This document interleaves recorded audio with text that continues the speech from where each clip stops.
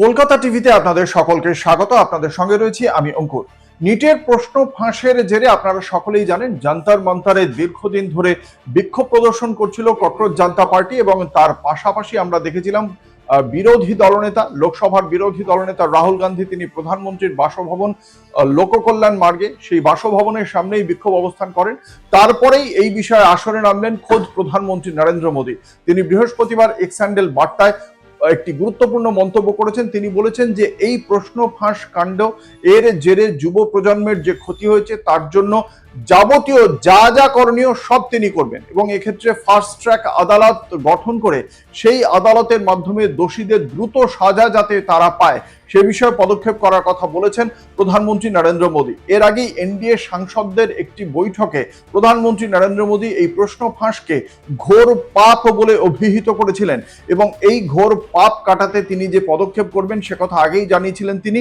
ইতিমধ্যেই কেন্দ্রীয় সরকার ৩রা মের যে প্রশ্ন ফাঁস হয়েছিল সেই প্রশ্ন ফাঁস হওয়ার পর কেন্দ্রীয় সরকারের পক্ষ থেকে ১২ই মে এই ঘটনায় সরাসরিভাবে সিবিআই তদন্তের নির্দেশ দেওয়া হয়েছিল এবং সিবিআই তদন্তের নির্দেশ দেওয়ার পর যেটা আমরা জানতে পেরেছিলাম যে এখনো পর্যন্ত ১৩ জন গ্রেপ্তার হয়েছে।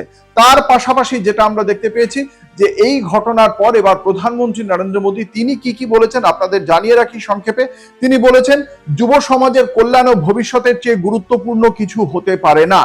প্রশ্ন ফাঁসের সঙ্গে যুক্তদের দ্রুত এবং কঠোর শাস্তি নিশ্চিত করতে ফাস্ট ট্র্যাক আদালত গঠনের সিদ্ধান্ত নেওয়া হয়েছে।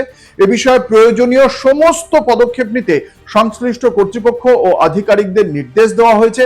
ছাত্রছাত্রীদের স্বার্থ রক্ষায় সরকারের ধারাবাহিক পদক্ষেপ থাকবে। যারা যুব সমাজের ভবিষ্যৎ নষ্ট করার চেষ্টা করবে তাদের কাউকেই রেয়াত করা হবে না। খুব স্পষ্ট ভাষায় একথাই জানিয়ে দিয়েছেন প্রধানমন্ত্রী নরেন্দ্র মোদী।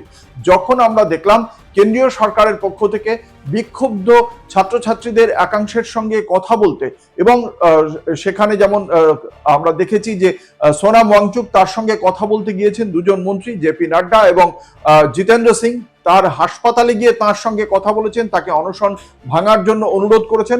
তার পাশাপাশি ছাত্রছাত্রীদের অর্থাৎ ককরোচ জনতা পার্টি এবং বিরোধী সাংসদ কংগ্রেসের সাংসদ রাহুল গান্ধীর দাবি মেনে নিয়ে সংসদে যে আলোচনা হবে সে কথাও জানিয়েছেন কেন্দ্রীয় মন্ত্রী কিরেন রিজিজু এবং একই সঙ্গে আগামী দিনে ওম বিড়লাকে একটি সর্বদলীয় বৈঠক ডেকে এ বিষয়ে সিদ্ধান্ত ঘোষণার জন্য বলা হয়েছে।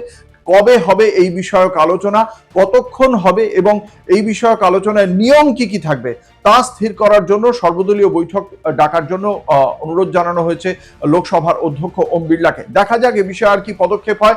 কেন্দ্রীয় সরকার যে এই বিষয়টি গুরুত্ব দিয়ে দেখছে সেটা প্রধানমন্ত্রীর বক্তব্যে স্পষ্ট এবং ফাস্ট ট্র্যাক আদালত গঠনের মধ্য দিয়ে আগামী দিনে আরো দ্রুত এই নিট প্রশ্ন ফাঁস কাণ্ডে যারা অ্যাকচুয়ালি দায়ী তাদের শাস্তির বিধান করা হবে বলে জানিয়েছেন তিনি।